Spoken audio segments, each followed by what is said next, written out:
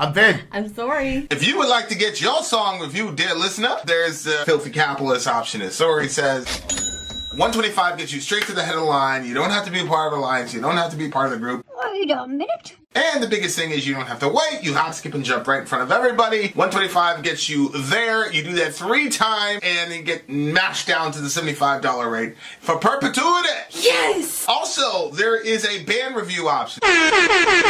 So if you've got a band and you're trying to get your band some exposure, hit me up at insori@gmail.com, and I'll show you the details about how to pull that off. You can also jump on Patreon, and there is a option on the tiers to be able to get your band reviewed. Yep. Obviously, we can't lie to you, so we can't guarantee a positive review. Get what you get. It's just rubbish. Rubbish. Rubbish. That's British for garbage. My favorite is the community option. $1 at the gate gets you in at Patreon. You get to join an alliance. The alliance joins their points together, and that helps determine what songs that we do. The alliances hang out on Discord. Message me on Patreon to get the link. They do all kinds of other cool things. They do Minecraft, Dungeons and Dragons. Yeah. It's really a community within the community. Anybody can go in the village, facebook.com/Vin and Sori. There's 160,000+ people on the channel. What's cool about the Discord is that it offers a real opportunity for community connection, friendship, that type of thing. And it's on Discord, so if you're not a Facebook person, it's for you. You start off at $1. Right. Plus you get exclusives. Sori and I are working on a song.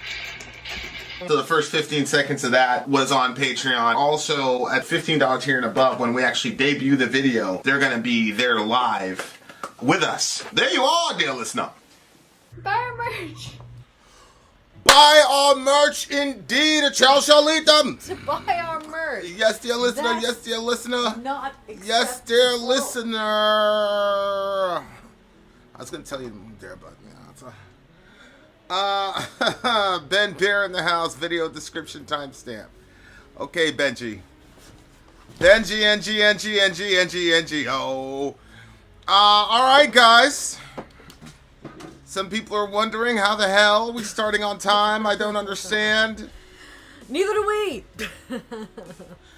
I'm just not we're seeing professionals. anything. We're professionals, there dear it is. listener. You're dealing with nothing but professionals here. We start on time. That's what we do. All right, guys. Here we are. Album of the year. Yes. Album of the fiscal year. Whatever you want to call it, dear listener. All right, albums of the year intro for our alliances. As you know, we have patrons that hang out on Patreon. And they work together to create a song list for us. And this is one of the nights where we're reacting to what they have set before us. Okay, so we have albums of the year intro. This is what they had to say. Every year, the alliances work together to choose our top albums of the previous year. A total of 54 albums were nominated for the poll over a period of about 3 months. These albums were matched up against each other tournament style until a final winner was selected for each alliance. The complete tournament bracket is attached, which I checked out was very interesting. Here are the Alliance albums of the year 2024. Unbelievable. Who's that, Archero? I do not know. It is not signed. Okay, so song number 1, and I just want to point out to you, Alliance leaders, that I checked the other, whoops, did I read the wrong thing here? Hello? Wait a minute, I don't know if I just read the right intro. I figured that they would say so. Yeah, okay, so that was right. But I just wanted to let you guys know that when I clicked on the videos, there is only descriptions for the first song. The other ones didn't have any... Oh, nope, it looks like one. I get the feeling we're just going to listen to that entire record, because there's only 2 records on it. Okay, so I'm sorry, so the last 2 songs, Blood Incantation Tablet 2 and Tablet 3, there's nothing written, so I don't know if we were supposed to read anything, but nothing is written in those slots. Okay, so let's Y'all go. better figure it out. Album of the year 2024 for A99, which is Anarchy 99, whose leader is Negative Vibes. Thanks, Negative, for Negative doing all vibes that in this you bitch. do. The winner was Alcest. Alcest, Alcest, And I don't know. Is it Améthyste? Yeah, I think that's the name of the song. You just never know. You never know. Okay, the winner for the Anarchy 99 side of the Album of the Year poll is from the French post-metal Black Gaze band Alcest. Black Gay? Black Gaze. Black Gaze. Their okay. album titled Les Chants de la Fleur. Translation: The Song of the Dawn. From this, the Alliances narrowed down the specific song to cover as the third track, titled Améthyste. Lyrics and translation are below. Vincent, I sent that to you already. Did we timestamp this joint? I'm about to Let's right do now. 8:45 for the actual timestamp. 8:45. Let's 8:45. check it out. All right, guys, here we go. Alliances. Song numero uno. I wonder who picked this song. Somebody alliterate or give me a phonetic pronunciation of Alcest. Is it Alcest? Is it Alcest? Is it Alcest? Is it Alcest? Could be a lot of things. All right, guys, here we go.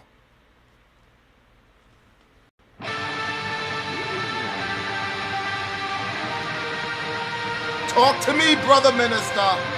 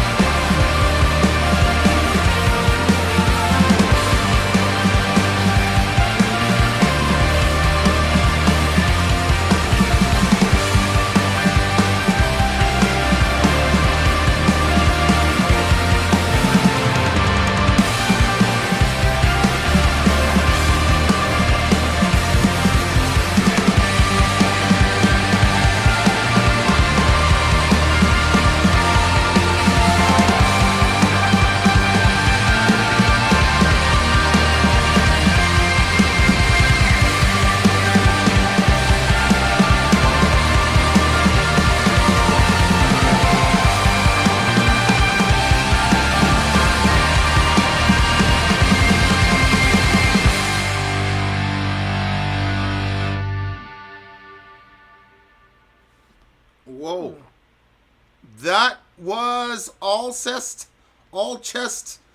Holy smokes. Okay, what was going on there? Yeah, Damn. I wish that was in English. I wish that was in English, bruh. I'm sorry. Go ahead. I agree.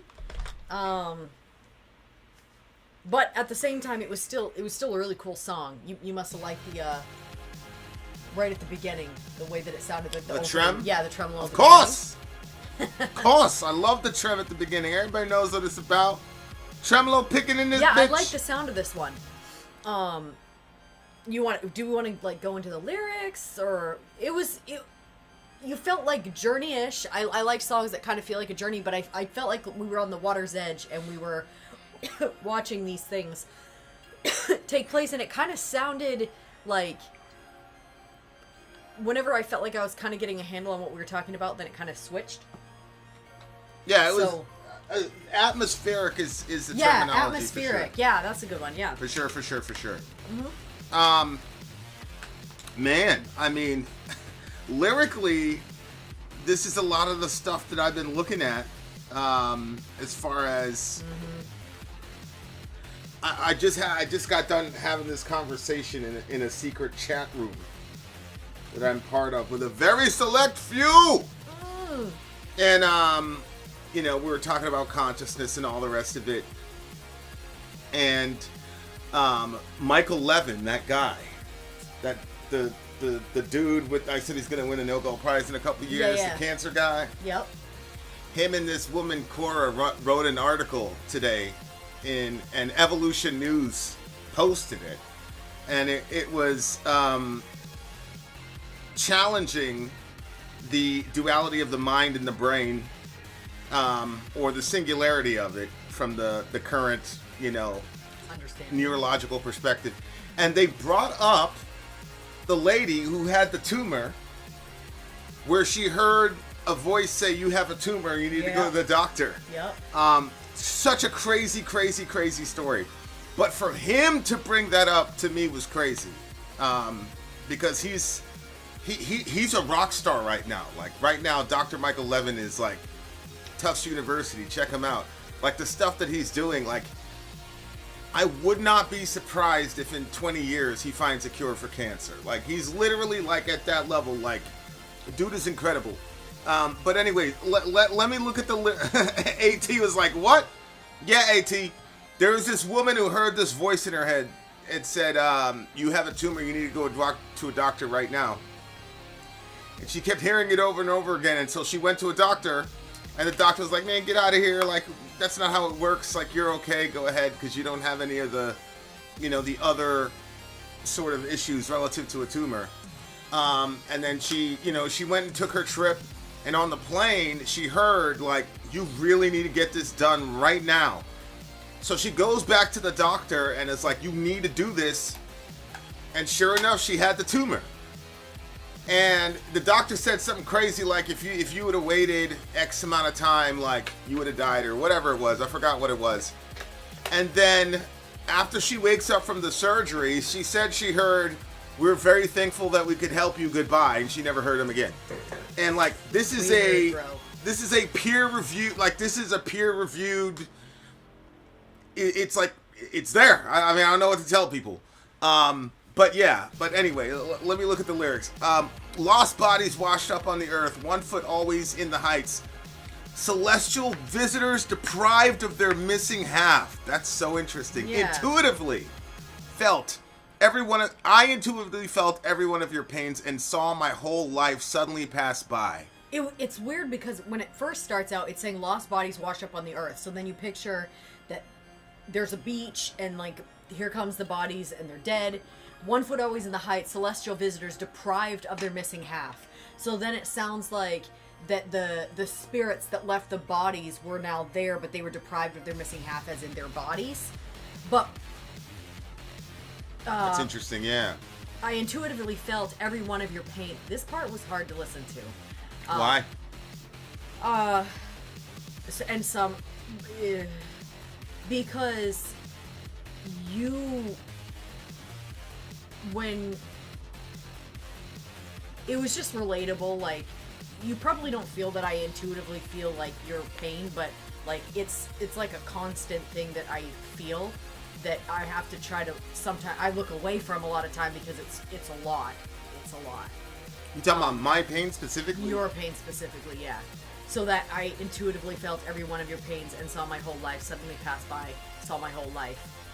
That was just, it was just like a chunk that was hard to, that I didn't want to dive into or dig into mid-review. So, yeah. Oh. Yeah, well, that whole part reminded me of the NDEers when they have a life review. They not only see their life flash before their eyes, but one of the things that's really been consistent is that they are able to feel the way that they affected other people from the other person's perspective. And so that, like, it fit really, really well. I intuitively felt every one of your pains and saw my whole life suddenly passly by. And so, yeah, like people that have these near-death experiences, they have this life review. And then in the life review, you know, they saw everything that they did kind of in a moment in time. They refelt everything from their perspective. And then they saw again how the things that they did affected other people, and they were able to inhabit and truly feel what it was like from that other person's perspective, like the way that you lived, like how it impacted them. And so, like, that was really, really interesting to read. I'm like, holy smokes, did this guy have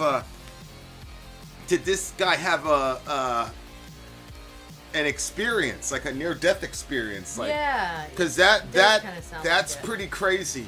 And I thought to myself, like, man, what would that be like? You know, like when you've done your 60 to 78 years, I was just, man, I knew I should have been more diligent about it. But shout out to Mr. Pegram, R.I.P. But my 5th grade teacher, Mr. Pegram, he died in 2000. He died in 2023, in August of 2023, and we were down here. I'm pretty sure we were down here. And like, damn, I was like looking around for him. I should have got to him. He was in Melbourne, damn it. Anyway, rest in peace. But like, yeah, like I can imagine being like, when you're done your time here, and then you see how you made, and obviously it's not all bad. Like, you did something nice for somebody. You stood up to the school bully for somebody. You know, you feel how that other person felt in the way that you affected them. But I assume that people would want.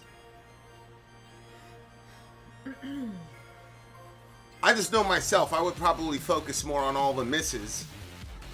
And I think about it, like, why would I focus more on the misses than on the time that I actually did something good?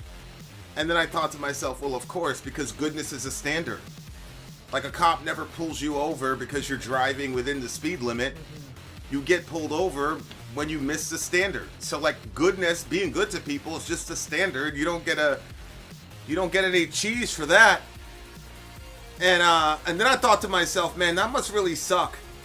Like, you got to the end of your life and you felt 75 years of fuckery, all the shit you did to people.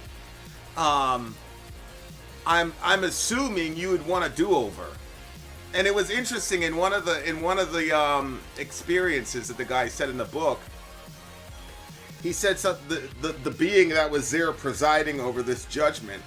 It's almost universal that the being that's there doesn't actually judge you. You kind of judge yourself, type of thing. I don't know exactly how that squares with Christian theology, but the being basically said to the person, I mean, I think it's God, angel, whatever you want to say, but he looked at the person and said, are you happy with the way that you treated people? And the guy said, well, of course not. And so that's why he ended up back into his body, because, you know, he wanted another shot of being able to be good to people. But I can imagine, like, you get to the end of 75 years and now you got a life review and you can't go backwards. That would suck.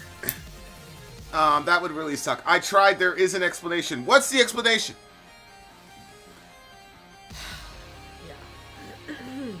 that concept, when I think about it, it is a little freaky to feel like the way that you made everybody feel in the worst all the time, like, ugh. Especially because, like, I don't know. I don't think that, I think that there's some times that we're like, F that person, I hope they feel this. But I think that there's a lot of other times that, it's that whole, like, hurt people, and, like, I don't know. Maybe that's why I like the intentions thing. But I don't know. It's. What do you mean the intentions thing? The intentions idea, like, what was your intention in that moment? Because, like, let's say somebody is in a lot of pain, and within their pain, they're hurting other people because they're so focused on, like, how in pain they are, and so their intention, I feel, that's different than somebody that's like, I am going to hurt you. Like, my intention is to see you hurt.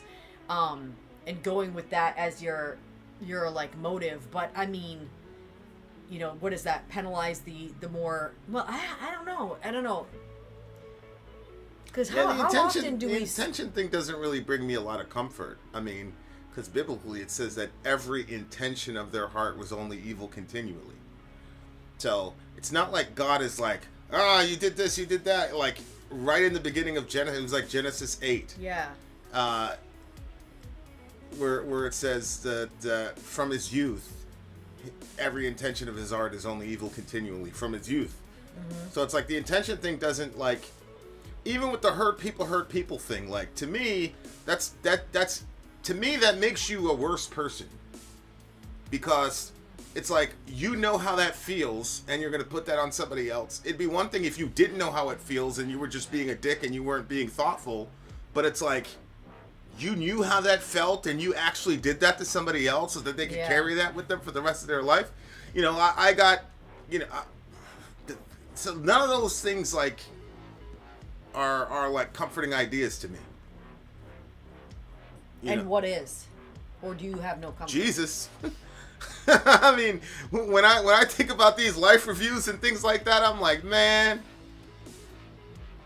even if God is not the one that judges you, if he's just sitting there watching you, like, because I do think that, like, because one of the things that's interesting over there on that side is that there's this telepathic communication, and the best that I could look at it is that it is your pure being and your pure intention without going through any filter. Like, I can communicate right now and be going through a trillion things you'll never know about. I can communicate, I can orient my face to look a certain way. I could do vocal inflections. I could do things with my eyes to throw you off the trail, on this side. But on that side, it's just pure intention, pure emotion, and you can't hide any of that. And so, like, you are known completely and fully. And so it's like, going into that kind of scenario where you don't even have the ability to fool yourself, I'm glad I'm going to go into that scenario with a cross between me and the book, because if there wasn't, I'd be screwed. Because it looks like up there, like, there's no argument. Or in that dimension, like, there's... I've never heard anybody in these NDEs, whether they're atheists or not, and yes, like, there's lots of atheists that have near-death experiences. Some of them come back and remain atheists, which is mind-boggling to me. But, like, there's no more debate, there's no more argument, there's no more, like, well, what is truth? There's no more, like, oh, that's a social convention. I've never heard anybody say that. It's just very clear, it's just very obvious, and I don't see a lot of arguing up there. I've never seen any arguing up there other than people wanting to stay. Mm-hmm. But yeah, I was reading one, and the being was like, did you feel how, and then there was another one where the person, like, got to the end of their life review, and the being immediately said, you've made a lot of mistakes. And then he said, all is forgiven. And I thought that was also very that seemed to really impact that person.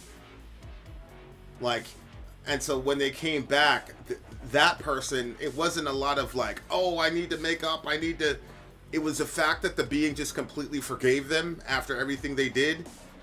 When they got back, they just wanted to be like good to everybody. So I was like, okay, that's all really interesting. And I think it's like, now I'm gonna keep that one to myself because I don't really understand the theological structure of what I'm about to say. Go ahead. What were you saying? Yeah, so then let's see. Desire for a different reality where night and day, light floods. So is he talking? I think it's daylight floods. You know, because this is a. Oh, where night and daylight floods. Where mute and enigmatic creatures guard wandering souls. I wish you could tell me where I come from.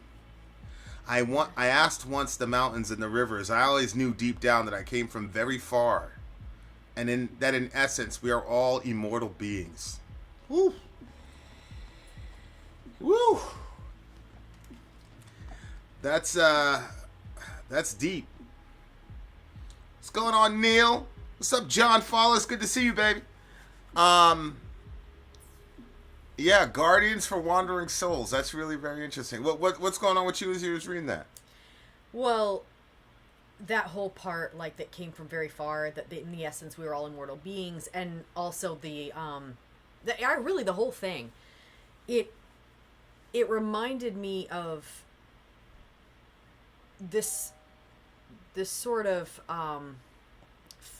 like feeling that people have where it's like you don't really belong wherever you are because there's no one that's really entirely like you.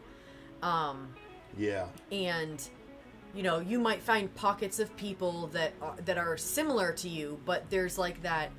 There's a certain point that you get to where it's like, okay, that's it. Thus far and no farther. You know, you can't. Nobody's gonna know you more than that, and you're not gonna be able to know somebody else more than that. And so if you focus on that feeling, it's a deeply lonely feeling. And when it said, "Tell me where I came from," I asked once.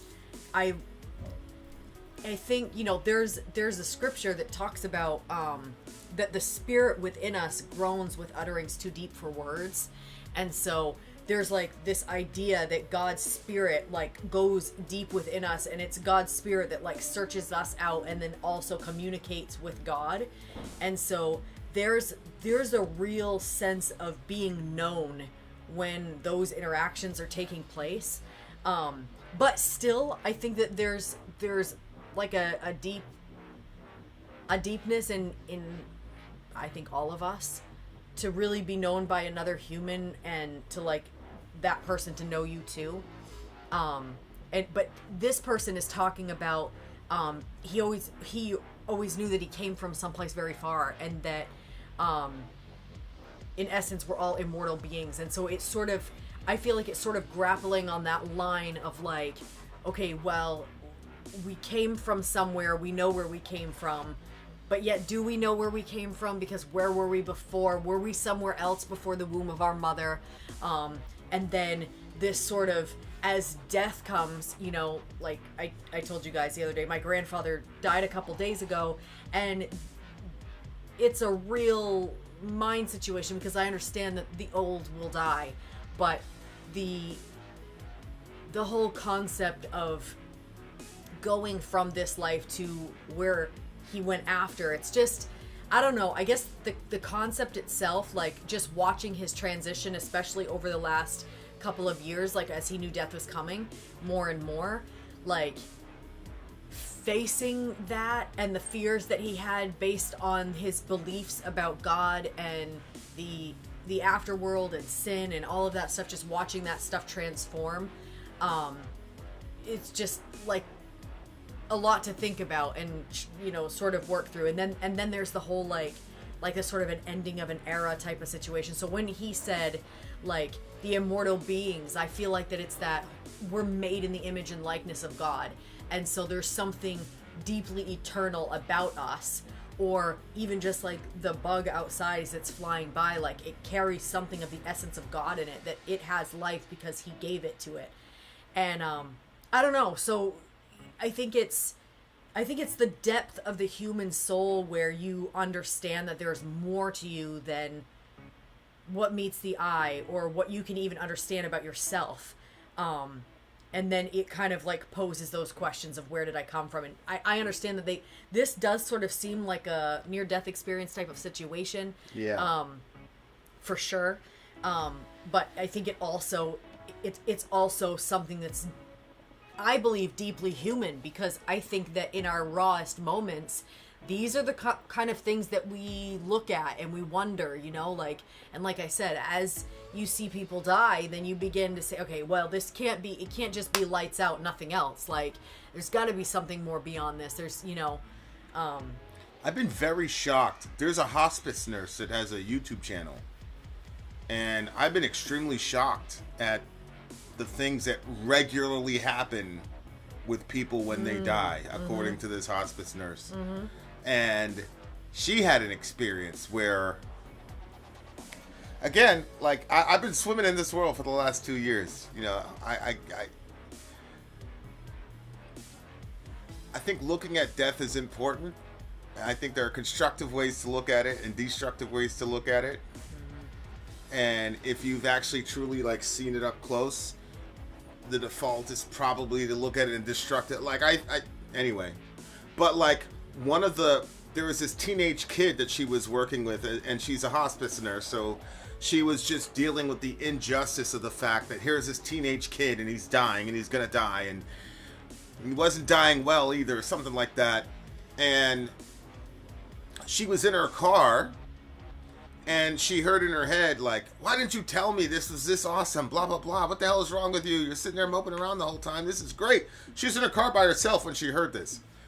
And sure enough, like, her patient died 2 minutes before she heard that in her head. You know what I'm saying? So, because she was in her car, so she was looking, she saw her clock or whatever, and then, they tracked time of death, and then sure enough, she heard that.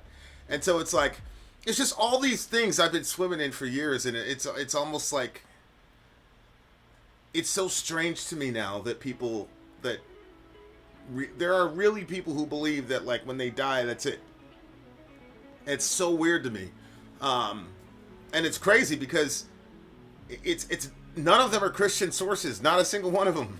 Like, none of them are. It's a bunch of boring peer-reviewed documents that you have to read through a bunch of nonsense because they're always trying to falsify themselves when they're presenting for peer review.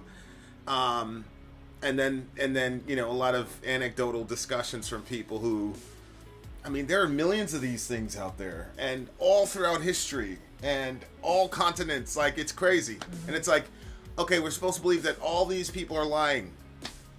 All these people are hallucinating. Okay. Yeah, really interesting. But yeah, I think you're right. It's definitely a cry of the human soul. 9.2 for me. 9.4 for me. All right, guys, here we go. Okay, All right. So are we just going to listen to this entire record? Is that what happened? Well, I mean, is the record only has 3 songs on it? Is that what's happening? Well, the download, it's 20 minutes. But anyway, go ahead. Is there an intro? 20 minutes. Okay. Whoops, wrong one here. Well, I'm going to check. I refreshed over here because I want to actually check to see if they added anything because they didn't have anything to fall. Okay, so we have the lyrics. Here we go. True Cult's selection for the 2024 Album of the Year. Okay, so let me just... Blood Incarnation is the name of the song. I think it's Incantation. No, it's Incantation. Okay. Can you tell me what the timestamp is? Timestamp is 41. Just do 42. I guess we went pretty long on that review. Okay. Blood Incantation. The Stargate is the name of the song. All right, so this is tablets 1, 2, and 3. Tablet 1 is... oh, wait a minute, that's the lyric. Sorry. Okay, so let's see what they have to say. True Cult selection for the 2024 Album of the Year is Absolute Elsewhere by Blood Incantation. Blood Incantation are a death metal band from Denver. The band members are fans of the ambient genre as well as progressive rock, and those influences can't be found throughout the record. Can't? In Probably fact, meant can. they collaborated with ambient artists Tangerine Dream on this record. The record only consists of 2 massive songs, though each are broken up into 3 parts. For the integrity of giving you the full picture of the work, our song selection features all 3 parts, which have been appropriately accounted for.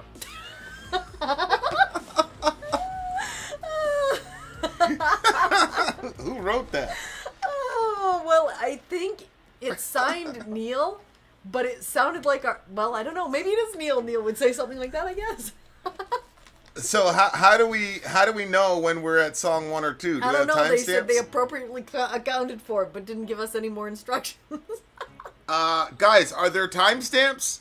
Like, how do we break up the songs? Well, maybe we're just listening to Or are we them- supposed to listen to the the whole entire thing thing and then talk about it? Because Song 1 has, some shorter lyrics. Song 2 or tablet 2 is an instrumental, and then it goes into 3. Oh, okay. So what are we doing? Since it's broken up by the instrumental, we'll know, right? Because once you get to the instrumental, one would think. right? I get it. Okay. Listen to the entire thing. Okay, so I believe you'll have song 1 instrumental and then song 3. Which probably is why there's no details on it. Do you want us to, listen to song 1, break down the lyrics, then listen to the instrumental, then listen to song 3 and break down the lyrics? You probably don't want us to do that because you want... Okay, I'm overthinking it because you guys are saying listen to the entire thing. Yeah. Okay. It's supposed to be listened to as a one piece. Okay, all right, here we go. Blood Incantation. Do another timestamp. Do 44:45. All right, guys, here we go. Blood Incantation. Album of the year. We shall be the judge of that. Let's do it now.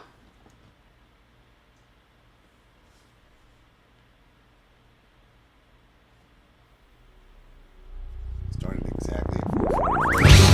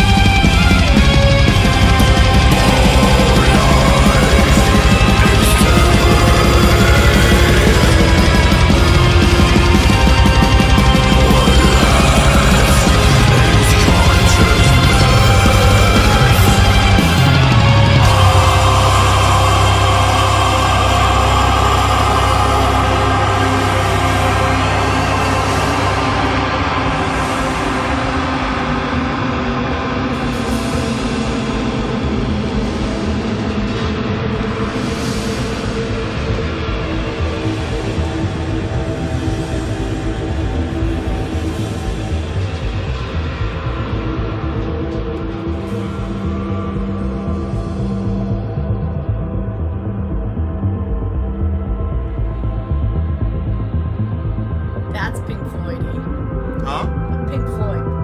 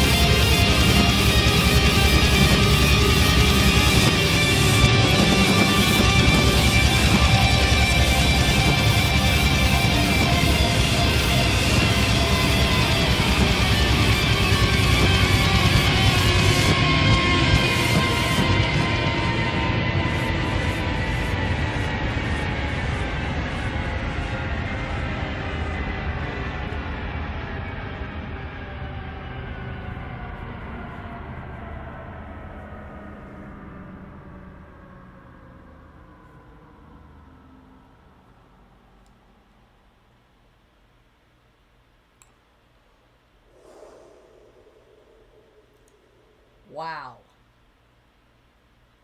Wow, indeed. Now, there's so many things I could say about this song. Oh, yeah? Yeah, but go for it. What do you got? What do you got? Hit us with it. What do you mean hit us with it? I always hit us with it. You said wow. I want to know what the hell you were wowing about, damn it. Well, I mean, it was first of all, it was the beginning song. I didn't know what we were walking into. The middle section, tablet 2, was the instrumental part was incredible. I loved that. Was my favorite out of the three. So my favorite was the middle one. Second favorite was the third one, and then the first one was also good. It's interesting because you could, or I felt like I could see some of the progressive, the changes in it.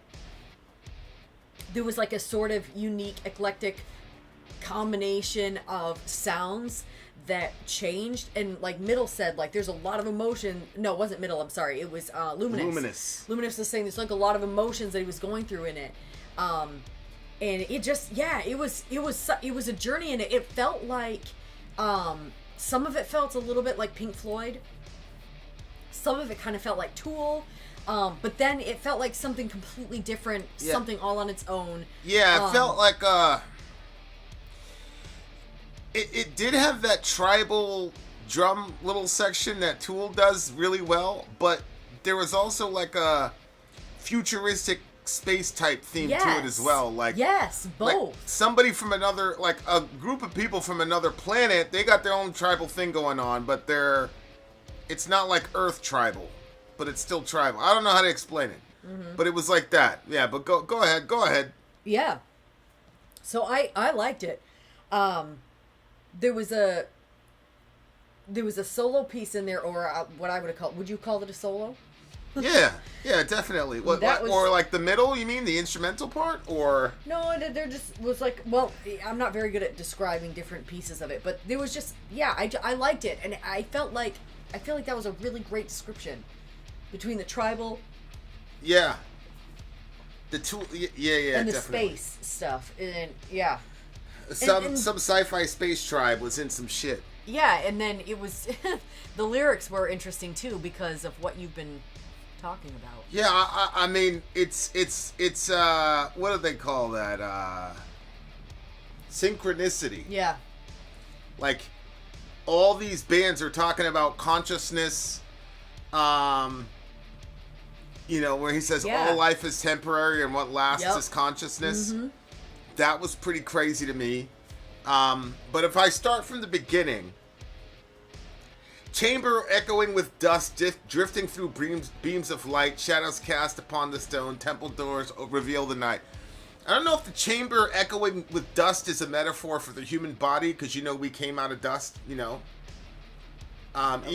in a secular perspective, we're made out of stardust. Yeah. As Neil deGrasse Tyson says. So, are we the chamber echoing with dust drifting through beams of light? Because then that's why he gets to verse 3 saying all life is suffering that basks in nothingness. All life is temporary. What lasts is consciousness.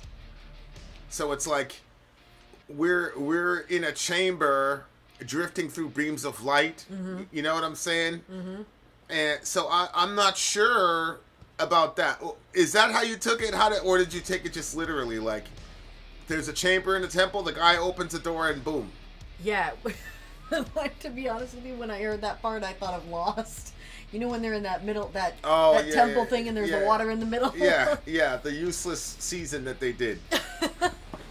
That was so bad. Shout out to Lost. But I truly wasn't focused on the lyrics. I was not focused on the lyrics because... I liked the music. The only part that I did notice was I saw the consciousness thing, and so then I read that piece, all life is temporary, what lasts is consciousness, which they had already said it once before. And I was like, hey, look, and then I realized, like, you had already reacted to that. Shout out to Chris. I've been trying to get out of sync. Yeah, I mean, all these, the last, 6 to 8 songs over the last 2 or 3 days have been, all shit that I've been reading. It's been pretty crazy. I missed the band name. The band name of this band was Blood Incantation. I think. Yeah, it is Blood Incantation. Yeah, like when he says temple doors reveal the night, I was listening to William Shatner, the Star Trek guy. Okay. He did the Blue Origin thing when they went up to space. And you're supposed to have this like esoteric, wonderful experience. And he's like, yeah, man, it's just death up there. Oh, yeah. Yeah, he's like, it's like the most solid black ever. Is that it's just interesting death up to you there. to go up there? No, I have no interest in going up there. My God. No interest in going up there. I do not like, I hate air travel. Cannot stand air travel. Like Party was statistically, like, he's probably going to want to go up with a crew of people, and I'm not never. doing that. I'm not going I have zero interest in going up there. But apparently, like you're a really horrible person if you go on one of those Blue Origin flights. Why? Because it I have no idea. I have no idea. bad for the environment. I guess a bunch of women went up there and they all got crucified for doing it. I'm like, okay, all right, whatever. But like, it reminded me, shadows cast upon the stone temple doors reveal the night. So it's like you're in this chamber of dust, and then you kind of like get esoterically activated, and then boom, you get shot out to the universe, but it's just night out there. You see what I'm saying? Yeah. Surging magnitude under the weight of the stars, suffocating density of gravity's well. All life is suffering that basks in nothingness. Jeez. All life is temporary. What lasts is consciousness. Fallen on Terra's Yeah, I was plane. like talking to the ChatGPT about the concept of pain and like God and how You were talking to ChatGPT about Yeah. God and pain? yeah, it's really interesting because you can take all of these ideas that you have that you're like, you loosely understand what you're like kind of getting onto, and you just throw it all down in there, and then it'll organize it. Basically like you used to do when remember when I would say all these things in the Bible studies or whatever, and then you'd be like, qualify it. So it does a similar thing where it'll like pull the stuff together. All you need to do... Go ahead. So anyway, I was like thinking about, because I had this thought like, well, I was having the thought with God first, and then I threw it all into ChatGPT. But the idea was that we disassociate with our pain, or we use coping mechanisms. And then I thought, yeah, but God like is with us in our situations. And then I'm like, well, God's not disassociating when he experiences stuff with us. So then I was like, so there's a sense in which everything that we go through, God experiences it deeper and in a more painful way than even we do, even though it's our own pain. Because, and then I was collecting up the verses that talk about it and stuff, but I can't remember where I was connecting this. All life is suffering. Yeah, I guess, yeah. All life is suffering that basks in nothingness. Right. And that was like one of the things like that I had kind of come to, was that like God is not afraid of pain. He's not afraid to inflict pain on us, and he's not afraid to inflict pain on himself. We know that because of the cross. I mean, he put Jesus on the cross, and he himself had to endure that. I can't even conceptually understand how you could even endure putting your own kid through something like that. And I know it wasn't his, like, when he was Jesus, and so there was a deeper connection between him and Jesus than there is even between a parent and a child. So the idea that he would do that, but that God understands pain on a deeper level than we do, obviously, because the significance and what it does. So, you know, this person is talking about suffering that basks in nothingness, where the idea that suffering is meaningless and all it is just to bring pain without some inevitable end that is actually glorious is kind of, you know, what he's saying. But yeah, I'm not sure that he's actually saying that per se. oh, okay. And the reason I'm saying that is because he's saying that there's some parts of us that last, which is consciousness. Mm-hmm. So when he says all life is suffering that basks in nothingness, I don't think he means all, because I still think consciousness is a form of life, obviously. I mean, I have to. I'm a Christian, and we believe that in him was life, and prior to the incarnation, God and Jesus were just pure consciousness. So consciousness is a form of life. Maybe, when he says all life, I think he's talking about all life on earth. Mm-hmm. And when he says nothingness, I don't think he means like complete ontological nothingness. I think he means it's nothingness in the sense that it's not going to really matter because we have so few years on this earth. And so, you know how we go, oh man, that's nothing. Yeah. It's like that when he says all life is suffering that bask in nothingness. Because you're going to go on because you're a conscious being and you cannot, conscious is the real essence that you cannot create or destroy.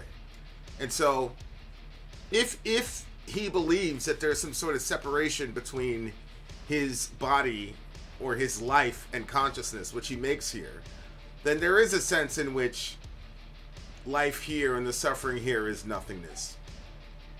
Because who's going to be looking at that 10 trillion years from now? Well, that's funny because I always actually think that we do. And, okay, I'm not saying that I've... that I can pin down where I have this thought from. But I always feel like all of these experiences that we have here, whatever we're going to be doing, whether it's ruling, like, I don't know, other friggin' planet. I know it sounds crazy, but whatever it is, like, that we need to know and we need to have these experiences down. And so the connection between what our sin does and the pain that it brings, and then, like you talked earlier about, the stuff that we do to other people and how that brings them pain, and we're gonna feel the pain that we inflicted on other people. And to what degree that is, I don't know. Like, I was on Facebook and I saw that picture of that little boy that is really... He died, I think, shortly after the photo was taken. He's with that vultures in the background. Yeah. That just a horrible, horrible picture. And I saw it, but because we actually had already reviewed it on the channel, I already knew what it was. And so, even though I scrolled quickly past it, it was still right in my head. I knew what it was. But, like, how far does that go? You know what I mean? Like, do we feel that child too? Because we... do we all give to the degree that we could to ease the suffering of other people? No. I think, there are some of us that are more generous than others, but I don't think probably anybody on this channel or listening to this gives all that they could give. Like, Yeah. So, like, do we, is that also part of it? But, like, I always think that when we see the actual end result of, like, how ugly our apathy is, how ugly our sin is, or how ugly, like, any of that stuff, and the pain that it causes, like, I feel like that even a quadrillion years from now, even though time won't exist, is still going to be important, because we're going to have those lessons where we're going to say, no, we cannot abandon the principles of our Father, because every time we do, suffering comes. So I for some reason always feel like none of those lessons will be lost, and that they are actually the fuel to... How could you have that in a perfect universe where there is no suffering? Well, you think that you're not going to remember it? Yeah, but you're like, no, we cannot abandon those principles because people suffer. Right, like, you're saying, well, how could we... Yeah, I know, because... how could that be in play in a perfect existence up there? Yeah, and there also is like, wait, then how could there wouldn't be any sin, so it's not like you could choose to cause suffering. I don't know. Yeah. I don't know. And this guy's not a Christian, so I'm just trying to, like, go through, like, logically put together what he's saying. Yeah. When he says that, this is just a big pile of nothingness, but he follows it right up with consciousness is going to remain. And so... it would be lazy for me. I'm not talking about you. It'd just be lazy for me to be like, oh, here's the nihilism in metal. It's like, well, I don't know, because he also says that the consciousness is going to go on after death. So that's not standard, nihilistic metal, whatever. And so I'm just trying to grapple with, okay, how are we basking in nothingness? Life is a temporary, all life is suffering, basking in nothingness, or something, I think was the line. Yeah. How do you square that then with saying all life is temporary, what lasts is consciousness? That's not complete nihilism. That is saying Because something lasts. that there's an essence of you, which is, I think most of us, when we really drill it down, will probably say that our consciousness is more important than our body. Like, so for example, you were conscious when you were 5, and then you were conscious when you were 15, and you were conscious when you were 25, but your body looks vastly different between those 2 years. And so, like, how do I maintain the you? And the way that you maintain the you is your individuated consciousness. So I think all of us would say that our consciousness is the most important part of our being. And so for this guy to say, yeah, life is suffering, but your consciousness is going to go on, that means he's saying that we are significant in that sense. And if you look at it from that vantage point, then your suffering would be insignificant. It would be nothing. And, you know, Paul makes statements like that where he talks about, I consider our, you know, our light and momentary affliction not comparable with the eternal weight of glory or whatever. Yeah. Then he says, siphon my flesh through the Stargate burn. Render from nothing the essence of form. See right there? Render from nothing the essence of form. Fall through the portal, lacerate time, collapse the gateway, and seal the door. Adrift among lost souls, I wander. The expanse extends ever onward. Alone and disembodied, I wait to search, and I find myself once more. Remember we were talking about this yesterday with conscious agents theory, and what are these conscious agents trying to do? They're trying to explore the universe and have all these experiences, and because the universe is perceived to be infinite, they're just going for infinite experiences throughout the universe. And so this guy, he's it looks like this is a way of talking about death. He's going through the Stargate, right, and render from nothing the essence of form, which I don't know if he's talking about Plato's forms. You remember we were talking about Plato's forms, where everything that you see down here is basically like a dark reflection of the actual original. So there's like an original circle, there's an original blade of grass, whatever you call it. So when he says here, render from nothing the essence of form, maybe he's talking about getting to that environment where Plato described, you know, like outside of the cave. Oh, right, yeah. where you're seeing the forms for what they actually are. Yeah, that's cool. Ooh, yeah.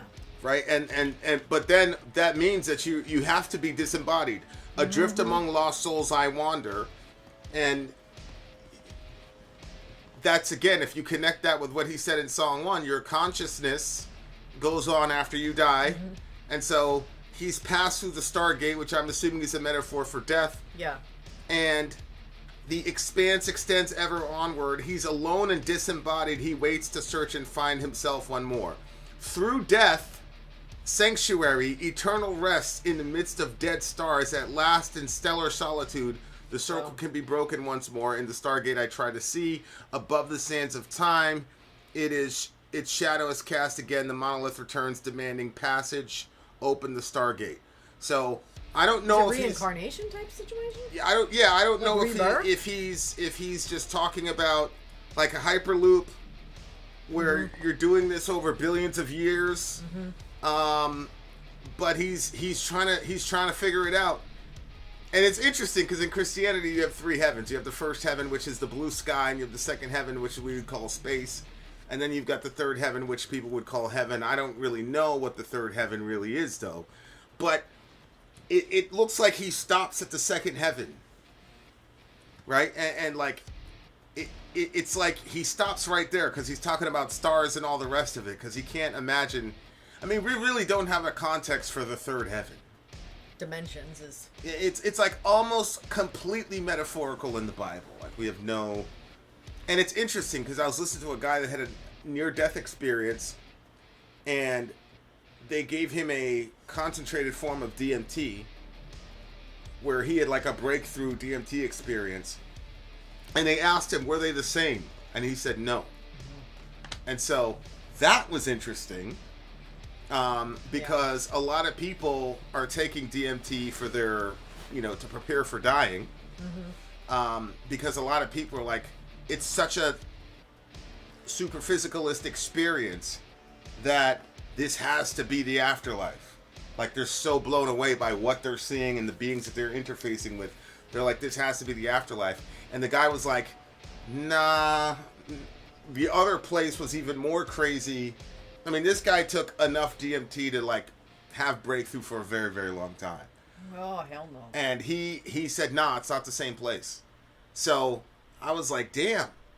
Like, but that tracks. You know what I'm saying? That really, really tracks with a lot of what you see in the Bible. Yeah, I liked it. It looks like what he's talking about is when you're disembodied, you become a conscious agent that is out there. The expanse extends ever onward, and he's alone to search and find himself once more. And then I would say to him, like, yeah, but what is yourself, though?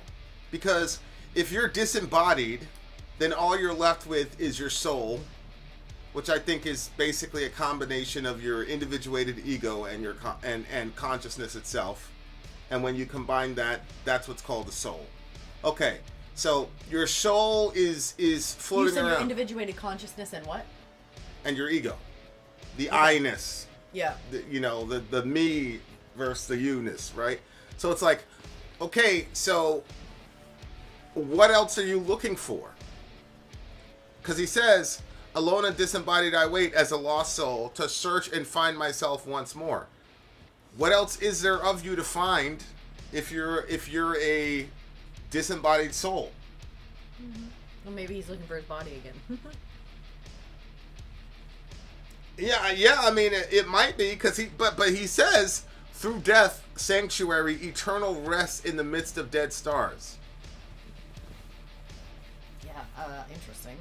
At last, in stellar solitude, the circle can be broken once more. I think he's saying, like, I think you're probably right. Like, it's reincarnation until the eventual dissolution of the universe. Is, I think, what he's going for here. Because it says, through death, the sanctuary, eternal rest in the midst of dead stars. At last, in stellar solitude, the circle can be broken. Ooh. So you're around dead stars, which is a black hole, which a lot of people actually think that the black hole, because it's the explosion of a star and then the commensurate implosions, which you call the black hole. You can travel faster than the speed of light. But a lot of people think that that's one of the ways that you can have interdimensional travel or go through a wormhole. So that's like one of the theories of how these spaceships, these beings from outer space, I don't believe that they're from outer space, but these beings from outer space, how can they travel so fast? And the idea is they've found some technology, gravitationally speaking. They've mastered quantum gravity such that they're able to create little mini black holes that then suck them into wherever directionally they want to go. Yeah. And so that's how they can travel this quickly and get to us. It's like folding the essence of time and space type of thing, and then you poke a hole through it, and then you come through on the other side. That's so weird. That's the first time you've explained it that it made sense to me. The folding it. Yeah. Oh, yeah. Yeah, that's the idea. Well, did you take one of the brain things? Oh, I did. I took all of them before I started the stream. There you go. I really, really like this a lot. This was really, really good. Wait, so like this actually gets way more depressing as it went then, because at first he's talking about consciousness being the thing that lasts, and then he talks about going through the portal and stuff like that, and then it kind of sounds like at the end the way that the circle is. Where did he say the circle? The circle can be broken. The circle can be broken once more into the okay. It kind of sounded like at the end he finds himself in this expanse. Where did it go? At last, in stellar solitude, the circle can be broken once more. Once more. Okay, never mind. I thought he was saying, like, basically, it's the black hole situation. It's at the end of everything, and there is going to be no more, like, loop. The loop is stopped because now there's dead stars. Like, it's just now there you are, and your consciousness is not temporary, so you're just going to exist like that forever. Like yeah. In a conscious, you know, they talk about, like, what was that one, like, there's a certain belief system that it's like eternal sleep forever. I mean, that's a dominant secular view. Well, you mean annihilationism? And you're not like, you're not completely gone, but you're just like in a sleep state forever. Oh, I've never heard of that. Wait, what? I've never heard of that. You're not completely gone, but you're in a sleep state forever? Holy shit, that sucks. Okay, well then maybe, I don't know where I got that, because I would have thought you would have known about that. Okay, so strike that from the record. Well, don't strike it from the record. I mean, that so it's like you're not but this one was freakier to me because you're conscious. Like, if your consciousness never goes, but everything else dies around he says, above the sands of time, the shadow is cast again, the monolith returns, demanding passage, open the Stargate. What's a monolith? It just looks like, well, hold on, let me just try to finish this thought. Oh, yeah, go ahead, sorry. It just looks to me like everything is a big circle, everything is cyclical, even because it says, it says break the circle once more. Yeah. So I don't know if, like, you could also have multiverse theory. I was just gonna say that. Right? So it's like, okay, you broke the circle of this multiverse. Yeah. Everything is done in this particular iteration of the multiverse, or this particular universe in the multiverse. Yeah. And then he's standing above time, because once you destroy space, once you destroy all space, you destroy all time, because space and time are together. That's why it's called space-time. It's not called space and time. Mm-hmm. Space and time, according to Einstein's theory of relativity, are connected exactly. So that would make sense that he's standing on top of time, right? So that means he's above it, and the shadow's cast again. The monolith returns and says, open the Stargate. So that means we're gonna get folded into another universe and repeat process all over again. That's what it looks like to me. Yeah, I can see that, yeah. Which is why he would say that the suffering that you have in this life in your physical body is nothing. Because it's like, what if you're in your, like, 18th universe? Yeah. You know what I'm saying? And how many billion, it took, I think the number is 14.6 billion. So we're at 14.6 billion years for the universe. You know what I'm saying? Yeah. Wow. All right. Interesting. It's okay. very, very interesting. So I'm not particularly certain what they were trying to communicate. Well, I probably am, because the last thing he says is that the life is suffering, basking in nothingness, and then all life is temporary, where it lasts is consciousness. Mm-hmm. And then the next movement it goes into is that beautiful middle, the Pink Floyd type middle. Yeah. Which is probably a musical sort of depiction of how beautiful that moment would be when you're released from your body. Yeah. And you're going into, the space and exploring and all the rest of it. It's a positive thing. Yeah. In this particular song is what it looks like to me. So that actually makes sense. All right. So that was a complete. People always say, like, masterpiece, but for what these guys were trying to do, I respect the hell out of it, because what they were trying to do was pretty crazy. All right, so tablet 1 for me is a 9.5, tablet 2 for me is a 9.8, and tablet 3 is a 9.6. Would you give tablet 1? Tablet 1 I gave a tablet 2 I gave 9.8, tablet 1 I gave a 9.5, and a 9.6 for tablet 3.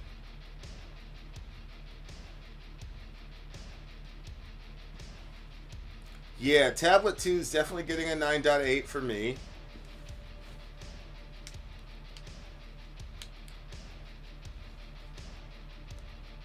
This is tough. You know what? 9.7, 9.9, 9.8. I'd say, for me. Wow, okay. Yeah. Yeah, this one was cool. I really like the way that you guys did this, and They were all accounted for. Well done. I really like I agree. I like the way that they did that. Yeah. It didn't feel like 18 minutes to you? No. It did not feel close to 18 minutes to me. There was a song yesterday that I think was like 7 minutes and 39 seconds, and that felt like 18 minutes. And then this song felt like, honestly, like 5 minutes and 54 seconds. I was actually a little bit disappointed in them. Like, if they would have ended... But see, it says funny, open... I was going to say 5 minutes and 66 seconds. Which is 6 minutes and 6 seconds, right? 5 minutes and 66 seconds would be 6 minutes and 6 seconds. That's true. Facts. Allahu Akbar. The complete body of work gets a 9.6.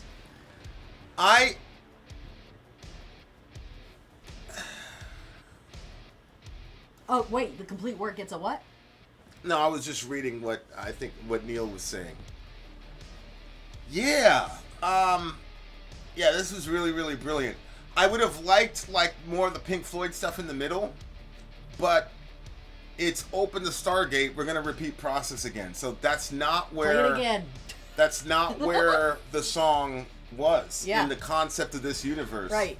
Like, when you're disembodied, that's when all the beautiful shit happens. But when you're opening in the Stargate, it's a very, violent, as you would imagine. Yeah. You know what I'm saying? It's a very violent, open it up, raw, a lot of... So it cannot end all peaceful and Pink Floyd-y if you're doing it again. Right, and if it's going in a circle, then you just start the album over. That is pretty incredible. Shout out to the big homie Dwayne. Dwayne, you missed it. Good morning. Good morning. Okay, you guys. So that closes out our live stream for tonight. But tomorrow we have an album review. So and we have a unsigned hype debut. Oh right, good call. Yeah. Okay. So both of those things are going to be happening tomorrow. Be There, Be Square. It's the Mesa album. Oh, really? Yes. Holy moly. I saw that in the comment section tonight. All right. I was like, oh, okay. So I need you album review folks to message us and let us know what is the earliest start time that we can start at. Yep. Yeah, really looking forward to that. Big time. So that's gonna be a fun one. So we'll be around. And if you are part of the Imperishable Flames, please get your PayPal in so we can start on time. All right, you beautiful people. We truly, truly, truly appreciate you guys coming through. This was really, really fun. Really, really fun. More to come. More to come. I think we did Stay conscious. Did we do every day this week? Pretty much. Did we play every day this week? I think we did. Was there one day we didn't? One day I think we didn't. Pretty sure I spent the entire... No, I think that one day we weren't going to, but then we did. We did it late after you got back from the movie. Yeah. Pretty sure we did. Yeah. Anyway, don't forget the list is up on Patreon. That was Monday. You want to check it out it's and know Thursday already. What's happening. Mm-hmm. Well, no, I mean, it's not Friday yet. It's about to be. My Sinners review finally uploaded. It was like 7 gigs. I gotta delete that thing. It finally uploaded. I'm gonna send that to the patrons first. Obviously. So if you're on Patreon, watch out for that. But I mean, it's an hour and a half long. It is what it is. You guys know how Vincente gets down. Much love to all you beautiful people. Yeah, Franco was Monday. The payments are all in for the album review. Nick's payments are not in for his picks. If worse comes to worse, just do our album review. Okay, Ben. Thank you for that. Ben, send me an email. Send me an email, Ben. Ben is one of them dudes I like to... Anyway, Ben, send me an email, like, immediately. All right, you guys. We'll see you tomorrow. I just love how organized his brain is. Mm-hmm. All right, Tina Bonina. Okay, so Tina's got 3 songs. She's got 3 songs right now. Tina 3. It looks like she's up to 3. Oh, somebody else jumped in already? Well, no, she She sent one for another song, so all she needs would be one more for a yeah, DJ and screen. if you look on Patreon, you Vin want and to Sori at gmail.com, Ben. My God. If you want to jump onto Tina's live stream, because we're, if you get 4 songs, then it's a live stream. Tina's up to 3 songs, and she's looking for more people that are like, hey, and because Tina is already on the $75 price, if you jump onto her stream, that's the price that you get. So. Oh. Because it's grandfathered under her. But when you want to do your own, it's going to go to the 125 if you've never done it before. That's smart. But yeah, so we never had that discussion. Well, I think we did years ago. I think it's been like 2 years since we had that discussion. I don't remember that. Well, I mean, maybe I fully agree with it, but I don't remember that discussion. Yeah, so I mean that's how couponing works, I guess. Anyway, so if you want to jump in on that, get a hold of Tina, get a hold of us, do whatever, and you can jump in on that. She's got to get one more song to be able to make it a live stream. And I know, some people were already expressing interest, so I believe it is going to turn itself into a live stream quite soon. Anyway, we might have a True Detective. When is that happening? True Detective. Oh, check on the list. That's going to be the first Tuesday. Thursday. I'm pretty sure it's the first Thursday of the month of May, and we're going to be doing every Thursday for the whole month of May. Is that a Patreon watch along, or is that for everybody? No, that's for everybody because a patron already paid for it to be gifted to the village. Oh shit! Okay, so, yeah. all right. And be on the lookout because Pony's thinking about doing a stream that is Gia can't watch because it's all of her songs that she really likes that are a little too much for Gia because they're a little too adult. In content. What, like the K-pop songs? I think so. Oh my God! Well, you read as a whatever. That should be interesting. Well, I'll show you her message. Yes, Archero. That is not supposed to be discussed publicly. April 30th is my son's birthday, so I cannot. Well, I might be able to do it at night. No. Okay, no. We're not doing it on his birthday, and we're not doing it on yours. Absolutely not. Okay, so Soraya has spoken. I'm drawing some lines. You know what? The only way that we would do that is you would have to present a really strong case for why it needs to be that day. Well, and there are a couple reasons why I would say yes, but. Okay, what are they? I'm not going to say, because then everybody's going to be saying that's what their reasoning is. That's true. Just tell me. This is like when you lose a wallet and I say, okay, tell me what's inside of it. Right. Okay. Right. No, that makes a lot of sense, actually. Yeah. All right. All right, you guys. I could track with that. All right, guys. Much love to you, beautiful people. We are out of here until tomorrow. Vin out. Sori out. God.